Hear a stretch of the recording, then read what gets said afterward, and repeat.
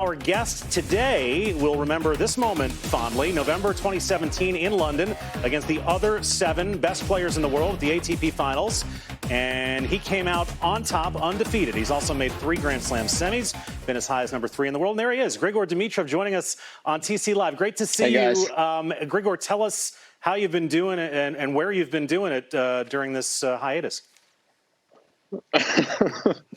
Oh my God, it's been you know what can I say? It's been, in a sense, it's been great. I've been in California for the past 3 months, ever since I found out that Indian Wells was canceled. I was like, you know what? I mean, I count myself as a Cali boy, so I've been for way too many years out here. I love the area, so I decided to stay in, and kind of took a couple of weeks off. I was just trying to enjoy a little bit outside of everything outside of tennis. I got the chance to also to get on the court, to spend quite a bit of time to work on things. Since last year I was injured that time, so I wasn't really able to put a lot of hours on the court.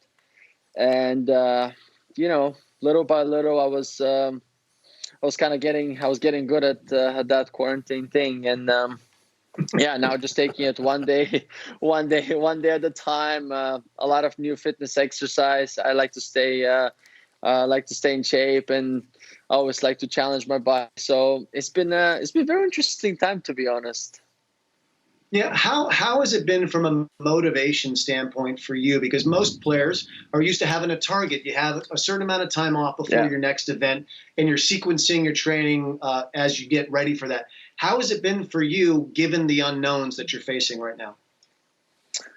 I think that's the toughest part, is just not knowing, how much to practice, when to get ready, what to get ready for. But as I said, in my case, it was a little bit different, since last year I was struggling with the shoulder.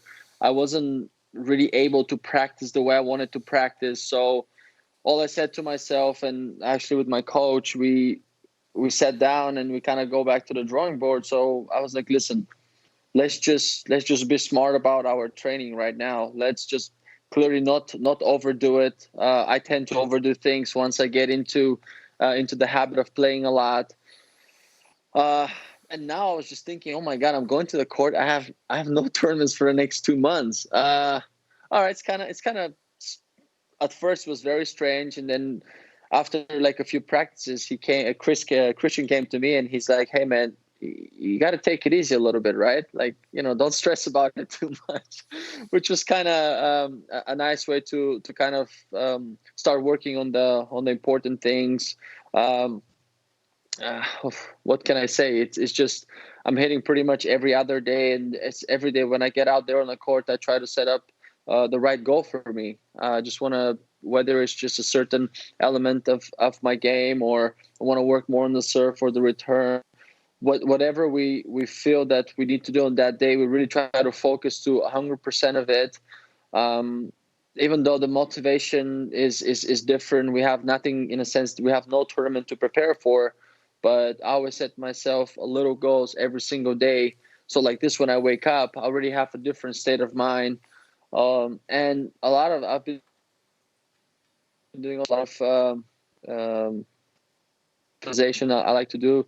I like to play a little bit of matches in my head every single day when I have 30 to 40 minutes, just to kind of keep mentally engaged. I think it's very important, and overall health. I think that's clearly that's the most important thing right now. And I've been having a lot of time to even push my fitness a little bit on a different to a different extent. I've been doing exercise that I don't usually do often, or I've something I wanted to improve. So that's another goal, and it's a big motivation for me. And to be honest, days have been actually pretty busy. Sounds like it. Two quick questions for you. One, are you practicing with anyone besides your coach, Christian Grau? And two, when you're visualizing playing matches against someone else, who are you playing against in your mind?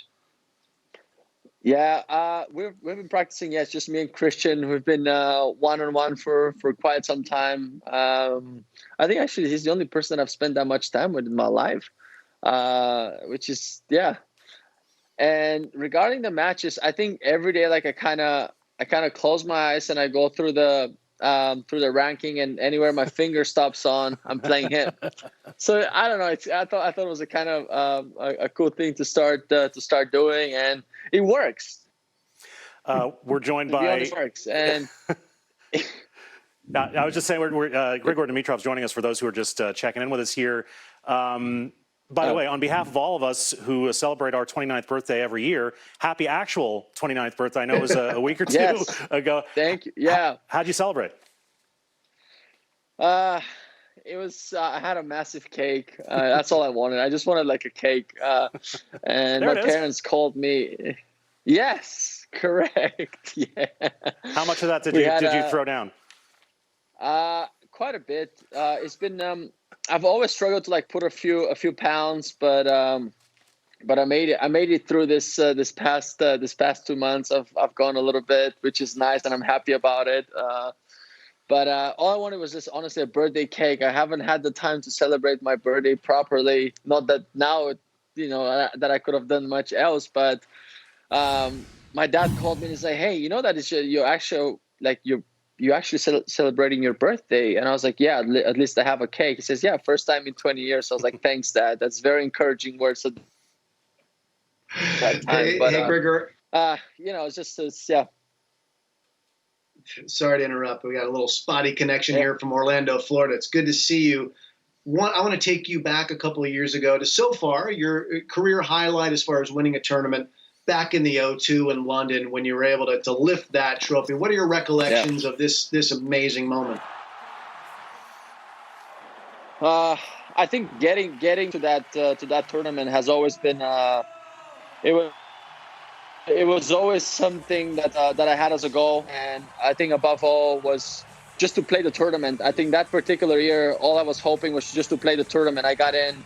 I think I was 7 when I got into the tournament.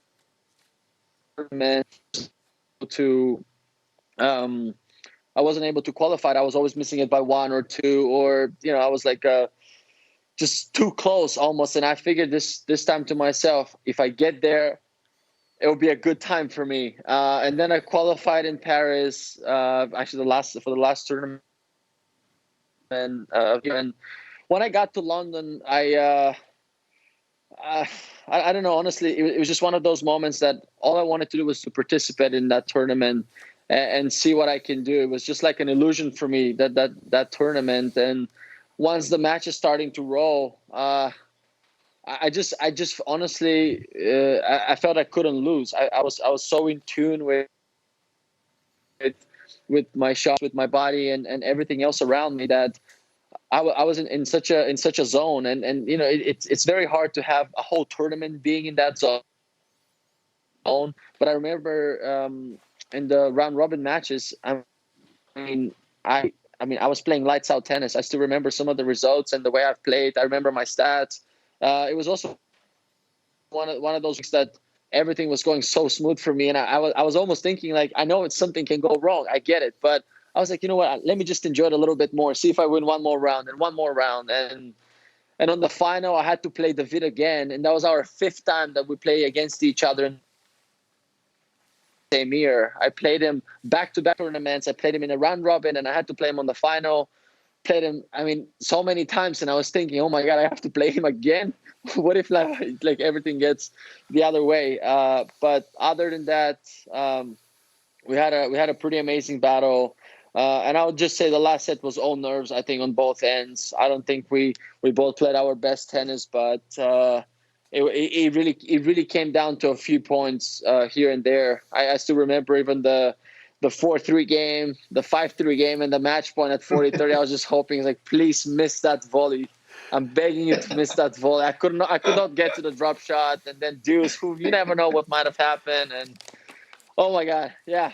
Some guys don't remember all the details of every match. Grigor definitely remembers the details of all those matches in London. It is great to catch up with you. Stay safe. If you have any leftovers on the birthday cake, we're only like 90 miles up the freeway from you, so send them up and we'll see you soon. Thank you so much.